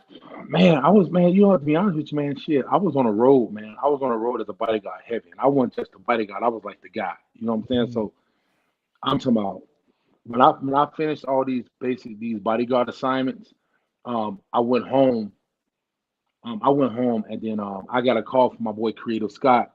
He was like, "Hey, yo, we about to go to Seattle." He said, "Twister wanted to holler at you. He wants you to go on the road." I'm like, "Damn, I just got back." He said, "Yeah, but he wants you." Hey, bro, Twister looking for a main guy, and you from the neighborhood. He knows you. He said, "Man," he's like, "Man, what's up with this guy?" So Twister manager Raw wound up seeing me a few weeks ago. Like, "Man, we need to go on the road." But we was outside of a nightclub, and a police guy came up and pulled Twister over. And Twister was in a brand new Lamborghini. And then so Twister put up in his Lamborghini. I come out to the car. I'm talking to Raw and them. So I said, "T, what up?" And then so next you know, police pull up. They trying to tell us to leave the Lamborghini and have Twister go home. I'm like, "You crazy? That we about to leave a $340,000 car. You crazy?" And then so a week after that, I get a call to go to the studio, and I met Twister, and we went out of town like the next day. And we was on the road for about 2-3 months. And then after that Miami trip, we was in Miami. We went to the to a few clubs. We stayed at the Mondre Hotel, which a peanut butter sandwich cost like $25 with some French fries. Crazy. And then, and then so after Miami, I tell Twist, I say, "Man, T, when I get back to Chicago, I got to do my thing." He was like, "What?" I was like, "Just got to do my thing," because everybody been eager at me saying how much they love Kimbo Spice, and how much they love MMA, and I'm like, "Damn, these motherfuckers don't really know that I've been in Chicago doing like some underground shit in garages for money. Like the Kimbo was doing, I was doing that shit in Chicago. I had to hide that shit from my family and everybody because I was afraid to have somebody come and me take a loss. But I'm like, damn, I'm beating up these average guys that drink beer all fucking day, and I'm beating them up for like $2,000-$3,000. You know what I'm saying? Before I even went to amateur, I was making about $6,000-$7,000 on a garage fight. You know what I'm saying? So it was like, okay, cool. Then so when I got into MMA, I went to this local gym called No Comment at the time. And Julius College, man, Julius College, them shout out to Julius, them man. They where it all started. And my boy Pedro and my boy Josh. And they was like, "Man, you ever thought about doing MMA?" I say, "I thought about it." I said, "But you know what? I just don't feel the sport chose me, you know." And then next thing you know, I went home, man, came back the next day. I said, "Hey, give me an amateur fight." I took an amateur fight 2 days later. I went in the gym at 280 pounds, and I wound up taking an amateur fight. And then an amateur fight happened like 2 weeks after that. I wound up cutting weight from 280 to 262. And then they were like, "How you doing?" I'm like, "I work out every fucking day." I'm like, "It ain't nothing but water and sweat. I can run on the treadmill, do pad work, and box. I ain't know nothing about it. I just had a little boxing background from back in the day. And it wasn't extreme and it wasn't exquisite. It was terrible. You know what I'm saying? But I'm like, well, let me go ahead and do what I got to do, see how this works for me." And then I fought. I'm like, man, and my first amateur fight, I broke the guy orbital in his eye. And then I'm like, well, I guess I can do this. So I got to going, man. Then I took my second amateur fight against a guy. Remember the American Predator show, Mike? The American, yes, I think so. Illinois. Did you fight, Daniel? APC. Did you fight Curtis Blades in Fight Card Entertainment when you were an amateur? Man, me and Curtis fought for Fight Card Entertainment. We was in the gym. Nobody knows that. It ain't even on Tapology. Nobody knows that. Me and Curtis is real cool. Me and Curtis fought on Fight Card Entertainment. I'm talking about the biggest sellout in amateur history in Chicago. I was there. Yeah, and we sold tickets. I know Brian Angelo say, "Listen, I'm gonna give you and Curtis many tickets as y'all want." I know I sold about 200, 300 tickets in like 2 days. And then we sold those tickets, man. That arena, yo, in Cicero Stadium, it was like, yo, what's going on? So Curtis really didn't know anything. Curtis knew how to wrestle. And I didn't know how to wrestle. I just knew how to box. Right. So the word was going around the town like, man, Curtis, he's going to knock you out. Oh, damn, Curtis is going to take you down. I'm like, I don't know nothing about that, but whatever happens, they're going to do something. And Curtis wound up catching me in a fucking submission that fight. And then and it was cool. But after that, man, Curtis like my little brother, man. Like, me and Curtis got history. Man, Curtis like literally genuinely like my little brother. You know what I'm saying? And hell yeah. and I'm happy for him. The dream, my biggest dream right now is to get the Bellator belt, and Curtis get the UFC belt, and Shorty Torres get the belt for Brave, and we got all Let's three of those go. belts in Chicago. Like that'll be unique. You know what I'm saying? But so right now, Curtis a phone call away. Hey, I need some help. Come down to Denver. I got you. You know what I'm saying? He wanted me to come down this fight because he told you like, hey, he gonna try to take you down. Come get some wrestling in with your boy. And Curtis got busy with weddings and stuff like this. So I said, no, Curtis, I got this. And Curtis, no, I'm a grinder. Me and Curtis used to sit and talk. Curtis said, man, I want to go to the UFC. I said, you definitely going to the UFC, and you're gonna be a Hall of Famer one day. And I say, man, I always wanted to go to Bellator. He said, man, that's perfect. I say, let's do that. Let's not let our worlds intertwine, and let's just cover two worlds. You know what I'm saying? So I love it. yeah, Curtis beat me in a submission, man. And the next day, me and Curtis went to Atlanta, New York, going to New York with Bob Shimmer. And me and Curtis went on a rampage, tearing everybody up. Me and Curtis did 10 to 11 amateur fights in 1 year before we turned pro. And we was fighting every other month. AJ, there's some history for you, bro. That's sick. I love that backstory. And Finch, I got a question for you, man. Stots, I saw him pop in and out, man. I don't know if you saw him. I don't know if he texted you or something. I'm just gonna let you know. Thank you. Daniel James, that's a savage story, man. And I guess I'm curious too. What made you choose Bellator over UFC so far back? I just felt Bellator, man, Bellator had some dogs, and they was doing their tournament. And I was always, being an athlete, I'm like, I always been an athlete. So I'm like, man, I want to do that. It's like it's something to look forward to. Like, I didn't think Bellator had their fighters sitting down on the couch like that. And I always seen these guys busy. And this the old Bellator, the Bjorn and all those guys. Mm-hmm. And I'm like, man, let me see if I can get on this Bellator or whatever. So I had a friend. She worked for Spike TV at the time. And she say, I got some tickets to a Bellator fight. I say, are you kidding me? She said, yeah. And I was training her. I was her trainer. And I helped this girl lose a lot of weight. And she just like, you know what, D, you a friend. I want to take you to the show with me. I went to the fight with her, sat ringside, and I'm just stoked like a kid in a candy shop. I'm seeing Eric Prindle and Brett Rogers fight that night. That's a fucking Eric Prindle and Eric Prindle got kicked in the balls. So they had the no contest. And then I saw a few other guys fight. And then after I looked at her and said, she said, how did you like it? I said, I'll be fighting on Bellator next year. I manifest things. If I want it, I'm going to say it, and I'm going to put it out to the universe. Some people say, oh, don't tell everybody what you want to do. I say, how do you expect for it to work? You got to put it into the universe. So I manifest that. And I got on Bellator, and I fought Eric Carrera. He was 6-0. And I felt like, well, I'm green. They feed me. They going to feed me to this guy. So I said, cool. Well, somebody got to get signed in. And I went in and I beat Eric Carrera. I beat a boxer. And I'm like, okay, cool. Let me get to working on my boxing because I did. Shoney Carter showed me a throw 2 minutes before the fight. 2 minutes before. Shoney. That's a throwback. Shout out to Shoney Carter. Holy Shoney shit. Carter always said, DJ, your judo is going to open up your wrestling. And your judo is going to help you defend a lot of wrestlers. It's going to help you counter a lot of wrestlers. And I'm like, okay, well, what kind of wrestlers? I didn't know. He said, a lot of taller wrestlers like to tie with you up top.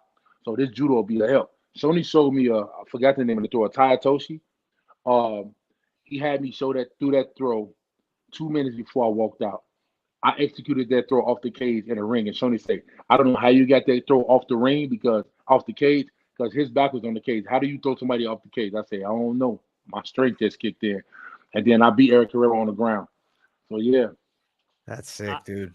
That's sick. I love it. Daniel, we've only got like 3 more minutes with you. So one thing I wanted to ask Daniel before he goes, when you look at your career here, now you're in Bellator. We got Fedor Emelianenko and some big names. I know you like that Czech Congo fight, but before you retire, what is a name you can't retire without fighting? If you had a super fight, Daniel, what would you want? I'll fight Fedor. Fedor. It only makes sense because the thing is like Fedor is about to retire. You know what I'm saying? And when I got the belt, I say, I want to shut a ring with the greats. And after Czech Congo and Fedor, that's the cream of the crop. You know what I'm saying? You got to rebuild from that, and you got to respect those guys. And why your not name get those lives guys forever when you fight those guys? Yeah, those guys. Listen, those guys will remember this. Like I remember fighting this big guy before I retire. I remember fighting this big guy at the end of my career. And before I retire, I plan on retiring with the Bellator strap. If I get this Bellator belt before my contract is up, I will love to defend it once more time. You know what I'm saying? To be a champion and then a defensive champion, I would love to do that, and I will vacate that belt. But at least I get to have those belts at home. You know what I'm saying? And That's incredible. everybody around me is already inspired. So right now, only thing I got to do now is the thing is always tell people, what do you do when the world know your name? Where do you go from there? You recharge and you refuel, and you keep staying hungry. And before we get out of here, Mike, I just want to say one thing. Please. A lot of people say, man, that was an upset. Man, I don't think it was an upset. Because my thing is this. I've been over in Europe fighting the tough of the tough. That wasn't even my toughest fight. That wasn't my toughest fight at all. And I'm like, if that's what Bellator has to offer me as a wrestler, and I feel Tyrell Fortune is more of a supreme wrestler for Bellator than anybody else, because I watched the roster. And I say, if that's what they got to offer me for a wrestler, it's all she wrote, because it's going to be ugly from here on out. Because the thing is, what are you doing to these guys? Scott Coker say, Tyrell Fortune, we've been building this guy up for a while now. Well, I don't get it. You giving kids second place trophies for losing. I don't get it. You know what I'm saying? So if you building somebody up, I feel to build the guy up, let him fight the best. And then you choose from there. So now if you building the guy up against these chumps, and no disrespect to none of them guys, but those guys never seen to me a Daniel James. So just like Tyrell Fortune never seen a Daniel James across with him. He saw me at weigh-ins at 264, and I got a ring at 275. Big. You know what I'm saying? I believe it. When you see that, you say, damn, they've been padding my record, but damn, they didn't get me ready for this fucking dog right here. Tyrell Fortune wasn't ready for the Congos. He's not ready for the Ryan Baiters. He's not ready for the Fedors. You know what I'm saying? And if my fight style's a little awkward and you don't think I'm ready for those guys, you got another thing coming, because it's crazy, because that fight can go any way. I'm going to come out unanimous. You put everybody on notice, Daniel. AJ, you don't doubt him, do you? No, I don't. I don't. Daniel James, it's a pleasure to get to meet you and chat with you, man. I really found your story to be inspirational, man. And I am excited as hell for the Czech Congo fight, because that's what's coming next. I believe it, man. Man, I'm telling you, Mike, I'm proud of you. I'm proud of everything you've done. You're one of the guys that's from my city that I saw make it happen, to make the dream come true. A goal is a goal without a dream, and a dream is a dream without a goal. And I'm telling you, everything you've done from you and all these guys from Chicago, we're making moves, we're making units. And just like I inspired Chicago, you inspire all these guys too. For you to be from XFO to Bellator announcing at the fight ringside, bro, that's some crazy, amazing shit. You know what I'm saying? So big shout out to everybody that came out to watch the fight, man. Love Chicago. Stand up, the whole 13,000 that was there. If you wasn't with me, you was against me, but now you with me. And shout out to everybody that betted on me. They won a lot of money. Christmas is gonna be great for those guys, and thank God. A few extra days. I got a toy drive coming up, December 24th. Everybody dropping toys off at my gym, 1601 West Chicago Avenue, Reach Fieldhouse. We taking any donations. I prefer everybody that just donate a gift card instead of donate money and donate a toy. And man, follow me on Instagram at Daniel James _Predator. Man, stay with me, man. Watch this train. This train is still smoking. I'm 40 years old, man. Like, age ain't got nothing to do with none of this, man. This is fighting. Fighting ain't got nothing to do with color. It ain't got nothing to do with age. A knockout, you see the same thing. You know what I'm saying? It feel the same way, for real. But everybody that fight me, they're gonna eat. I'll see you at the top, Daniel James. Let's go, baby. Turn up. Thank you, Predator. Yep. Have a good one, my brother. brother. My mac Thank and you. cheese and finish my whiskey. Thank you. My man. All eyes on me. We're bringing it in, Oh, man. Listen, we already had number 2. I saw Stots pop in a couple times, man. Stots, what's up, champ? We can't hear you, champ. Let's see. Stots, we need that volume, bro. Nothing yet. There we go. Now we got you. No? I got you. You're good. We got you. Okay.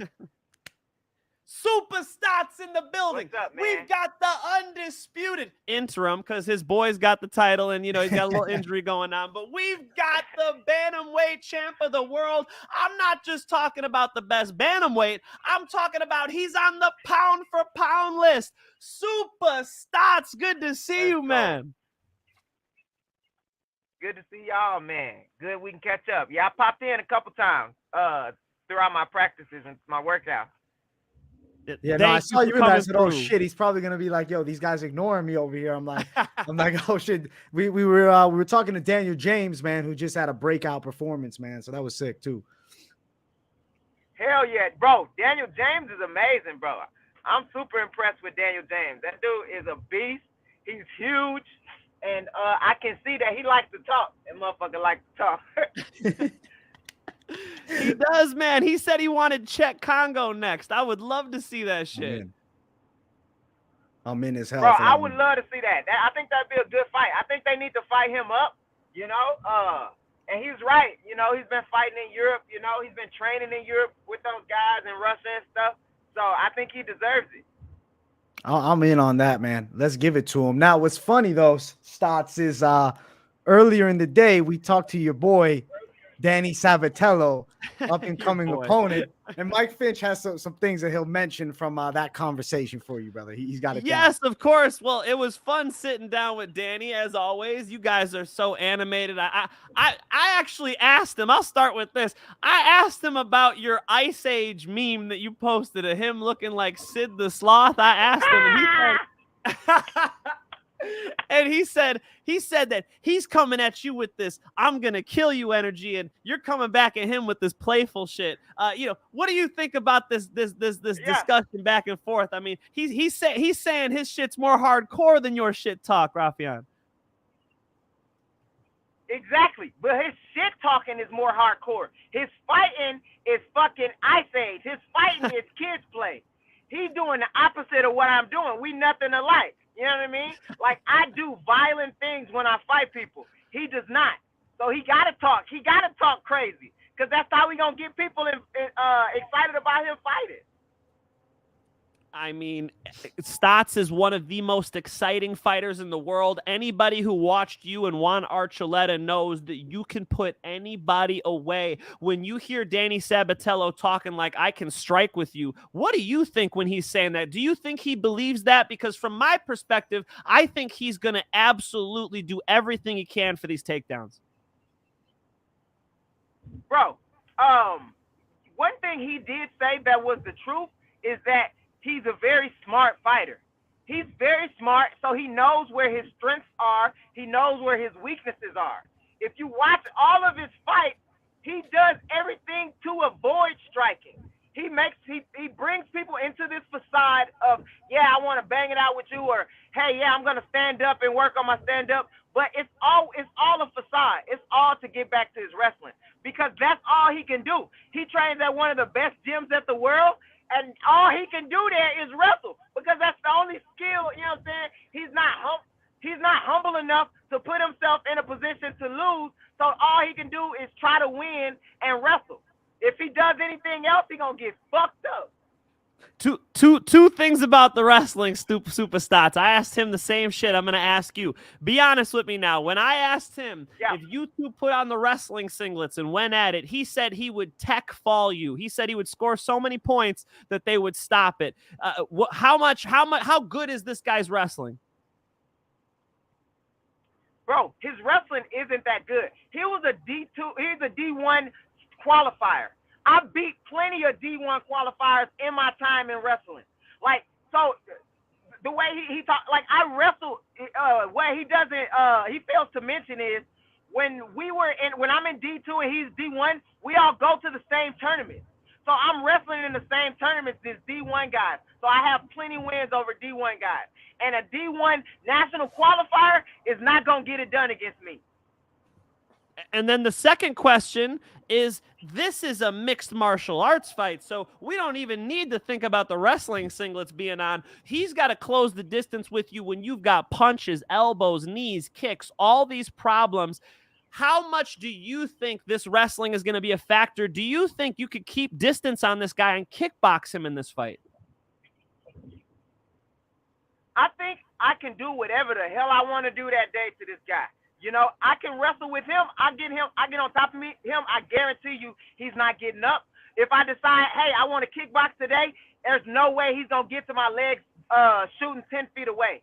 He's had the luxury of fighting people who hadn't had wrestling experience, so they didn't know how to make him pay for taking those terrible shots he takes. So, yeah, I'm going to do whatever the hell I feel like doing come fight day. AJ, he's going to do whatever the hell he feels like doing. From my perspective, just on the outside, it looks to me like Stots can do his best work when these two do not have any contact. Stots can develop dangerous kinetic energy with all of his limbs. Stots can put anybody in the world out. Like he said, AJ, Danny Sabatello's smart. I think Stots kickboxing is absolutely the best path to victory for him. AJ, are you seeing what I'm seeing? No, 100%, man. I mean, you look at the way he flatlines fucking Archuleta, dangerous power, explosiveness. And I feel like Stots, though, I do agree, man. I think in the wrestling department, it's a lot more competitive than, you know, maybe people who look at things, oh, D1, D2. It's a cage fight. At the end of the day, MMA wrestling, I always look at as a different aspect than, you know, your traditional college wrestling. It's not the same sport. So you see, I mean, shit, I know you actually have the experience, but you look at George St. Pierre out wrestling guys that were D1. So I don't take the accolades into character. I take it more about how it works. And I definitely think you can match anybody in the world in wrestling. And speaking of good wrestlers, I want to ask you got to break it up. But one other thing I like to note, which I think is one reason I think he might be in a tunnel right now, man. AJ, could you ban free smoke boxing from the chat real quick, What's please? he saying, bro? What's he saying over here? And stupid shit. Yeah, let me ban him. Yeah, Mike Finch is watching the chat. We just lost Stots. Oh, no, he's back. Stots is back. He's back. Got you back. Let's go. No, I was saying the one thing that I feel like he's gaining confidence from is how well he thinks Juan Archuleta did with me in the grappling department. But if you go back and you look at the stats, Juan Archuleta took me down one time. I was able to get up, right? He had a hard time getting me down, and he took a lot of damage trying to get me down. The other thing is, when I took him down, he couldn't get up. He could not escape. And that's nobody that I've taken down that's been able to like get back up or, you know, get back to a neutral position. So I think he's underestimating that part. And just because of the D1 level wrestling, he thinks like wrestling is his strength, but I don't see it that way. Woo, okay, hang on. So John Jones fought Chael's son, and we're all thinking Chael's going to shoot takedowns, John's going to kickbox him. John ends up taking Chael down. Are you telling me you're not opposed to taking Danny Sabatello down? No, I'm not opposed at all. I feel like I take him down and I can dominate him for 5 rounds straight. That's what I feel. I feel like he has no answer to get up without getting submitted or beat the fuck up. I don't think he has the answer. From the fights I've looked at, from the research I've done, he has no answer. He gets up like traditional wrestling. He does traditional wrestling through his whole. That's how he's got to this point. And I know the downfalls. I know the strengths and weaknesses of traditional wrestling. I don't feel like he's got what it takes.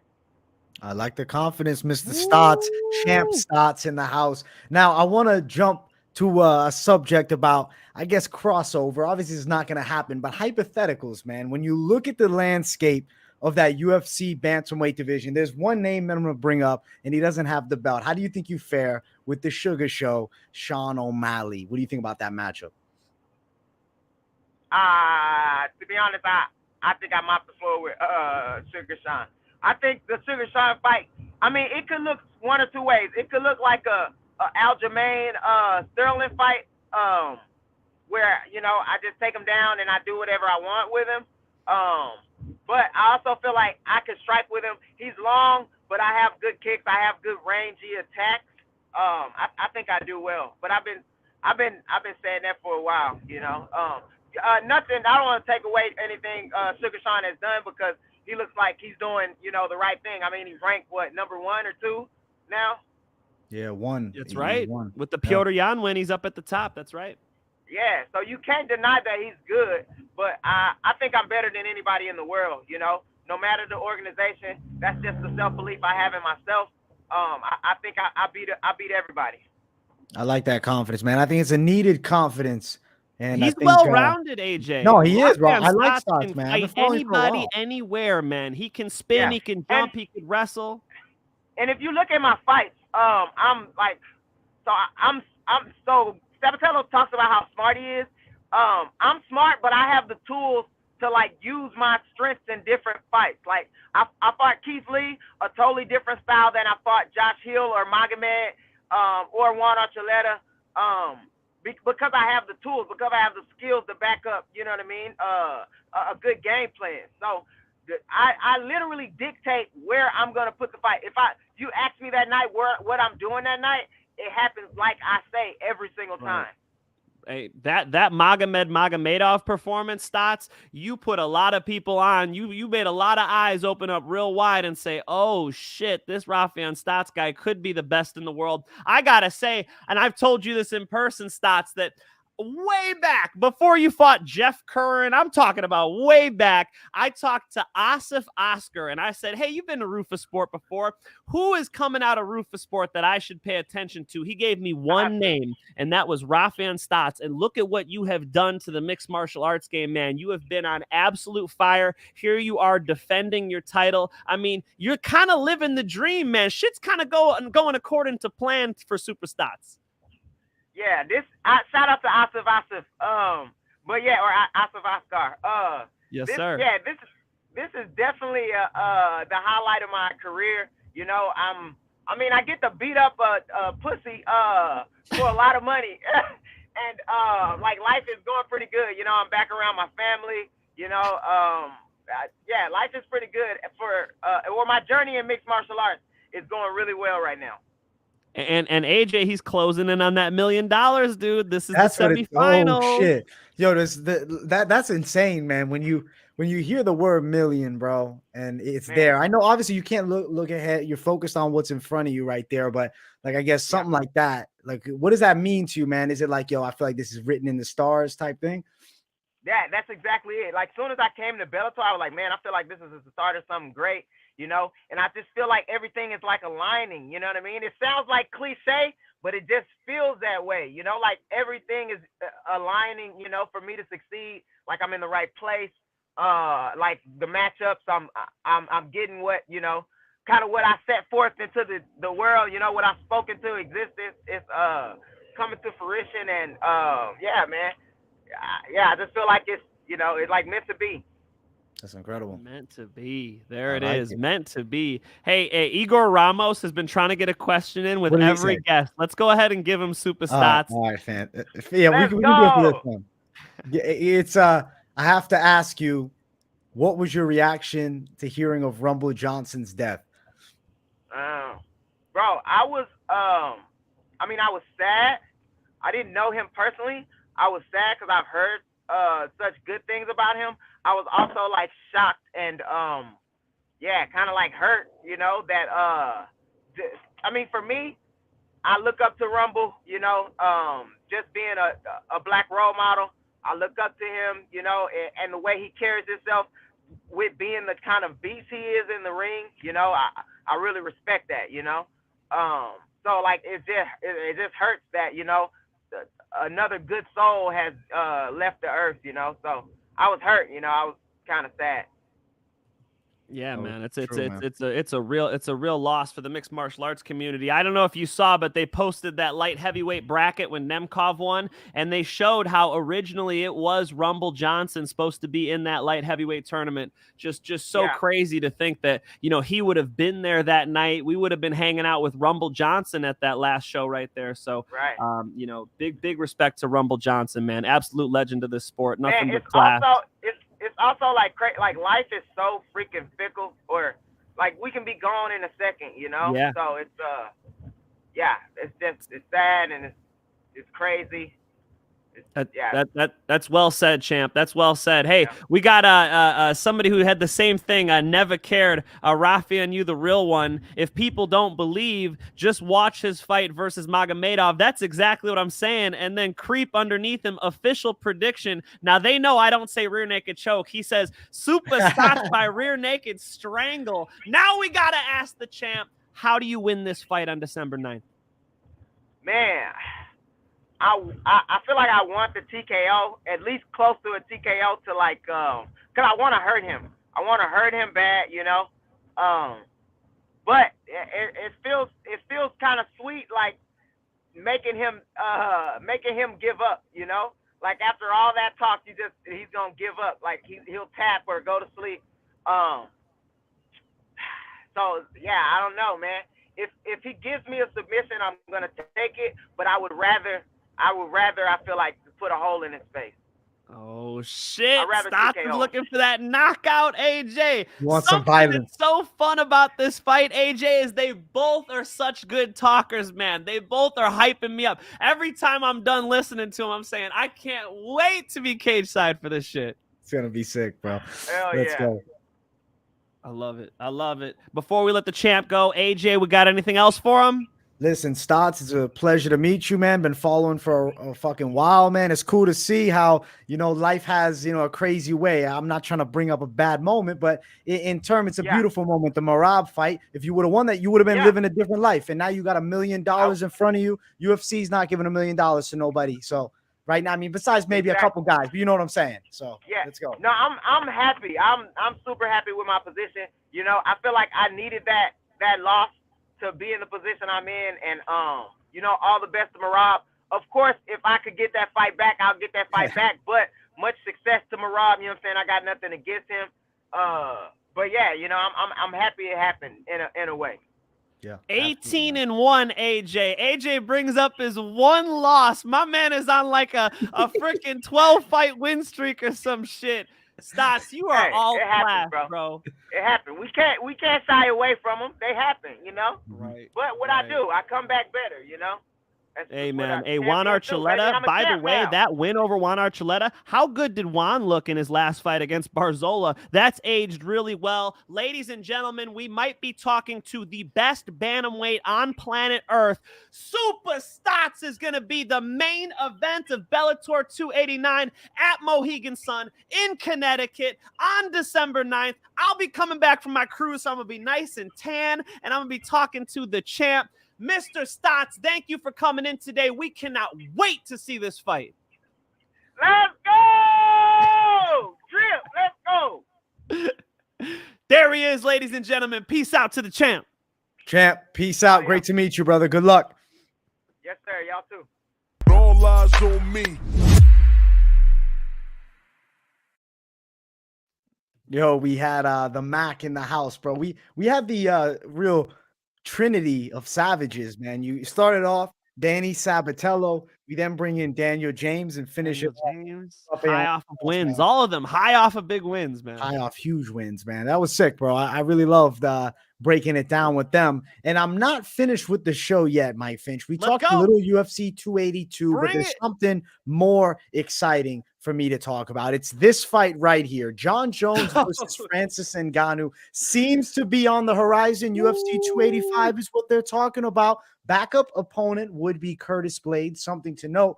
Realistically, I think John Jones might be biting off more than he can chew. Fighters past a certain point.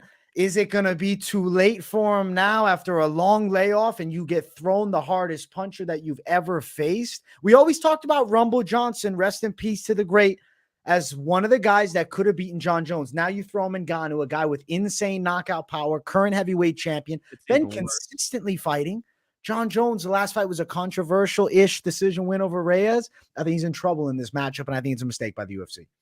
I think that Francis Ngannou is going to turn his hips over, close his fist, and knock John Jones' head all the way back to Albuquerque, New Mexico, where his ass should have been training this whole time. John should stick with Mike Winklejohn, stick with Greg Jackson. And you know what, though? The training with Henry Cejudo is cool, but he ain't even out there, man. So who is he training with? What is he doing? Yuri Prohaska went all the way out there to go train with him. I don't think Yuri got that much work in with John. And, they're all so respectful, and they don't really talk about it. But, I've been to Henry Cejudo's house. I've talked to Triple C a little bit, and I know that he's not living out there with Triple C, man. He could definitely be getting more work in. So what has John Jones been doing other than getting in trouble? Francis Ngannou looks huge. He looks really, I don't know how he's going to make 265, man. He looks bigger than he did when he just defended that title. And Francis Ngannou's sharp too, man. He's been fighting the best. John hasn't fought in a while, man. I mean, John, when was John's last fight? When I was engaged? I'm married now, bro. This is, you know what I mean? Time is moving. So John Jones is going to have a really tall task ahead of him. AJ, if he wrestles, if he clinches up and he's able to get some trips, able to get some double legs, able to attack Francis Ngannou's knees, which I could not believe Ciryl Gane didn't do. Ciryl Gane! Francis Ngannou had a knee injury. Cyril's got the best front leg side kick to the frickin' knees, the oblique kicks that I've seen since John Jones, and he hardly even used them, bro. John Jones should try to stomp those knees back, keep this thing at a distance, extend those long-ass arms out there so you can't really get close to him. Try to take this guy down. The straight. The straight, bro. I'm saying, I heard Rampage Jackson talking to Tiki Ghost, and Rampage was saying after the fight to Tiki, he's like, every time I try to close the distance on John, John puts those fingers out. He's like, I'm like squinting my eyes trying to close the distance not to get eye poked. They need to really fix that up because John Jones' reach, are you guys ready for this? Is longer than Stefan Struve's. Stefan Struve is as tall as the Empire State Building, and John Jones has longer arms than him. So that lanky, long reach is really hard to get inside on. Francis Ngannou might be able to, man. When Francis punches his way in, I think he's knocking John Jones out. Unfortunate, but true. I think John Jones' time is beyond him now, and I do believe he's going to finally hit that wall, and I think it's going to be the fist of Ngannou sending him unconscious. Like, I feel like a lot of moments, mistakes by Jones, maybe training subpar. He's found ways through that adversity, but against Ngannou, he has to be perfect, and I just don't think he's looked perfect in recent fights at all. Even against Thiago Santos, that was a close fight, man. Dominic Reyes fight, regardless whether you're on the win side or lose of John Jones, incredibly close. Anthony Smith win a little more clear. Gustafsson win a little more clear, but this is Francis Ngannou, and it's at heavyweight. Yeah, he smushed Gustafsson, but he did. He hasn't at this point, bro. Gus doesn't look like his old self. So no, he doesn't. AJ, I think that's a great point. It's like he's going to split decision with Thiago Santos and Dominic Reyes. Oh shit, what would Francis Ngannou do to Dominic Reyes? I don't even want to know. I don't want to. I don't know. I think the UFC should have done the Stipe fight, but then it's like, oh, but what if Jones loses to Stipe? I don't know. I feel like he's going to be less brutally concussed if he loses to Stipe, because one shot from Ngannou might fucking flatline him. I like the Stipe fight better, although they need this title defended. I mean, if that's what will get Francis back in the cage, it's probably what they'll give him, bro, because these negotiations aren't going well. I remember a journalist said to Dana White, yeah, Francis said the negotiations aren't going well. He's like, oh, well, that's bad news, you know? So they're going back and forth with the man. I just want to see Francis get in the damn cage and fight. That would be awesome. But, he's got to make it right for him. It's got nothing to do with me. I got no ill will with Francis, getting his money or whatever. But, we want to see him compete because these primes are going to go quickly. Francis Ngannou is not the most spring chicken. He's got a couple years left in this game. Let's get him big fights. And I know he wants to fight Tyson Fury. Maybe that's what this is all about. He really wants to go box, but there are big fights for him in MMA, and I would love to see him, man. So I have to go Francis Ngannou over John Jones. Could I bring this up? Curtis Blades posted, I'm friends with him on Facebook. I don't know if you guys could see this stuff, if it's public or not. Curtis Blades brought up, he's never been contacted about fighting John Jones. He's like, I don't know if this is true. He posted one of those MMA articles that says Curtis Blades is the backup. Who the hell's coming up? I don't know if it's true, but I'm in, so nobody's talked to Curtis. So I'll believe it when I see John Jones on a poster. Yeah, same. At this point, that's the only way. This is a good question, though. Hypothetical, Potan versus Yuri, how would the odds be? I would assume Yuri is a bit of a favorite just because he's bigger, but not by a huge margin. Is he, though? I think he's like a minus 125, man. But, are you sure he's bigger? But he's not bigger, though. You're right. He's not bigger. I think he's just a heavier weight class. Dude, Poatan might flatline him, dude. Poatan's extremely fucking dangerous. It's just the grappling is the question mark, man. And that's something that we might get answered. I know they were kind of teasing a potential Khamzat Chimaev fight. I don't think there's enough time for Poatan to make that weight cut at this point. Like, he cuts a fuck ton of weight. I don't think he's ready to turn around super quick and fight Khamzat. But that would be a weird fight, because if Khamzat Chimaev has success with the takedowns, I mean, who's to say he couldn't submit an Alex Pereira, with, I don't want to say relative ease, but kind of, easy-ish, dominant-ish, like he's a fucking monster. But then the question comes, what if Pereira's actually got some takedown defense for him, stops a takedown or two, and then lands some huge shots? That's a fight I'd want to see, though.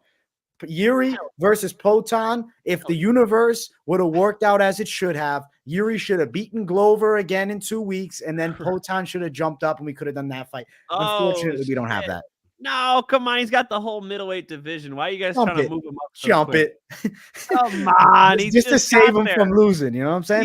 He's an MMA baby. He hasn't even fought a wrestler yet. Come on, man. No, we got to see him defend that title, my man. I don't. Although it's a fun fight with Poatan, I think it's all about the matchups, right? I was telling you guys about the Israel Adesanya fight. It's like Poatan can beat Izzy because of the way they match up, but when you get phenomenal wrestlers going against him, I'm not so sure he wants the smoke, dude. I think like a Glover Teixeira double legs him and hurts him bad. I know that's his coach, so obviously they're not going to fight. But I'm talking about style wise. There are ways to beat Poatan. Kickboxing with him at range with like a Yuri Prochazka style, probably not the highest percentage way to deal with that problem.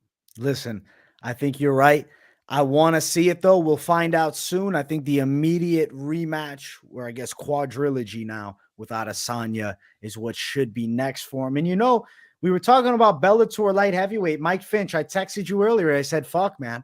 As of right now, I think I might have to say Vadim Nemkov, to me, is looking like he might be the best in the world, especially when you're matching up Ankalaev. Look, that's pretty sick. You got the autographs. That's sick. Signed, kids. Sick, Mike Finch. When you send Vadim that right there. my man, Vadim Nemkov right there. Hey, man, you should hang that up. Is a problem. You think Vadim Nemkov could come to the UFC and do some work, AJ? Let's hear it.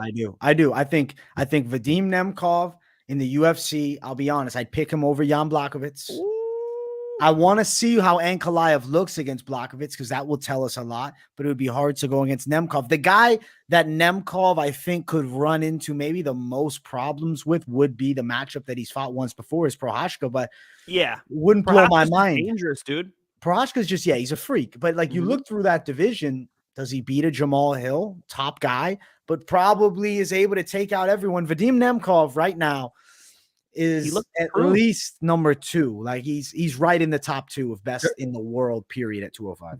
Dirty Reg 22 brings it up. Corey was beating his ass the first fight. Yeah, but they just fought last week, and that's not what happened, bro. Randy Couture was beating up Chuck Liddell in their first fight. That's not how the next 2 went. It's like, human beings can go back and improve, bro, So I think that he really did shell up that takedown defense. His takedown defense looked great against Corey Anderson. And Corey Anderson's such a good boxer, but he was able to go ahead and capitalize on the stance. Corey stands with that lead foot at an angle like a boxer. So those calf kicks kept coming in and messing his leg up, man. Corey was limping around that hotel room after. Me and Corey were hanging out after the fight. I don't have to pull up the picture. You guys believe me. And Corey was telling me, he's like, man, he busted up my leg pretty good. Yes, man, he was able to adapt and figure out a way to beat Corey Anderson. I think that's number 1 and number 2 light heavyweights in the world. Yoel Romero is going to get a crack at Vadim Nemkov now, but I think Yoel's past his time. I really think that Vadim Nemkov's a huge problem, and that was the best version of Vadim Nemkov we've ever seen. He got $1 million for the performance. I got no problem with that, man. That was a very high level light heavyweight fight. Yeah, dude. I thought that was awesome. I love how Bellator is throwing the $1 million tournaments in, but they're not doing them at the rate of PFL because PFL is doing them each year. PFL is doing it for all weight classes, $1 million, bro. That is insane. Life-changing money now. Like good for the fighters, man. We gotta outside love the it. UFC, they're huge. There's never been opportunity like this outside the UFC as there is now. Big money on the table.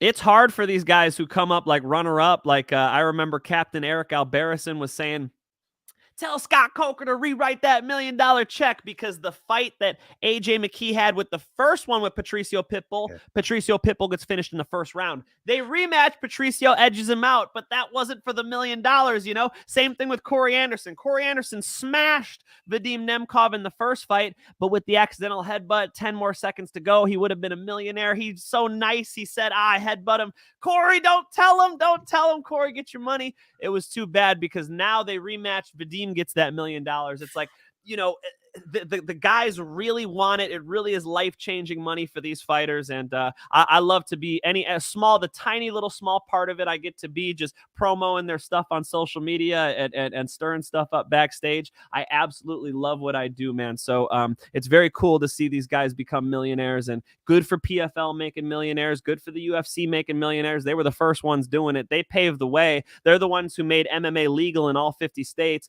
They're the ones who really put everything on the map here, and everybody else gets to eat because of it. And I am so proud that Bellator is about to make, either Stots or Sabatello is about to get a shot for $1 million in their very next fight. So it's awesome to see. They deserve it. Nobody works harder than cage fighters. Nobody works harder than professional athletes who compete in combat sports. This is the toughest thing you can possibly do. And I like to see them, get paid for what they put in. Absolutely. And speaking of payouts, Friday, PFL has $6 million fights on the line, their final round of the tournament. I can't wait for it. I'll be live for the entire thing. Yes, it is on pay-per-view. So if you're not going to shell out the money, maybe you just want to hear me do play-by-play. I'm play-by-playing every fight on the card, starting with the first opener on the early prelims up to the main event. So Friday's jam-packed for me because I'm also recording for Bare Knuckle too. Me and Mike Finch doing another show for them. Guys, we appreciate you each and every week coming through, especially a non-fight week. Well, we had fun today, didn't we? We had a blast. Daniel James is a savage. Danny Sabatello, freaking Raufeon Stots. What else could you ask for, people? I hope you guys enjoyed the interviews. Credit to the Finch man for getting them because he runs Bellator. You say you got a small piece. Mike Finch, I think you are Bellator at this point, man. Come on, we got to hype some fist fights, and I'll make little cuts of these guys, so stay tuned on social media. I just dropped another video of Bilal Muhammad and Mr. Super Stots celebrating when Daniel James started to turn that fight around, and they were calling Danny Sabatello out. Bilal Muhammad was saying he was going to jump him. I've got Yoel Romero content. I got all types of stuff dropping. Stay tuned, Mike Finch MMA, for all that backstage access at Bellator.